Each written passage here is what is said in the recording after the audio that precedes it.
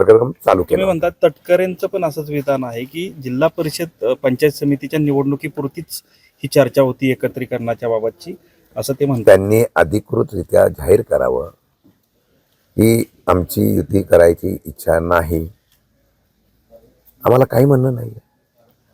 असं वेग नको ना, प्रश्नचिन्ह लोकांच्या समोर, प्रश्नचिन्ह सर्वांच्या समोर, त्यातून राजकारण होण्यापेक्षा आमचं त्याच्यावर काही म्हणणं नाही. आमची आजही प्रामाणिक इच्छा आहे, अजितदादाचा जे स्वप्न होतं दोन्ही राष्ट्रवादी एकत्र यावी, याच्या संदर्भात आमच्या मनामध्ये कुठलीही शंका नव्हती. आम्हाला कुठल्याही प्रकारची याबरोबर चर्चा नव्हती. परंतु आता त्यांनी काय म्हणावं, त्यांनी काय करावं, हा त्यांचा प्रश्न आहे. विलगीकरण करण्याची तारीख ठरली असते जर आम्हाला सांगितलं असतं, असं देखील त्यांनी सांगितलं. 12 तारीख कोणती काढली असं पण ते मुख्यमंत्री म्हणतात. अजितदादांनी आम्ही असं ठरवलं 8-9 तारखेला, 7 तारखेला निकाल लागल्यानंतर 8 तारखेपर्यंत थांबून 9 तारखेला दोन्ही पक्षाच्या बैठका 9-10 पर्यंत घ्यायच्या.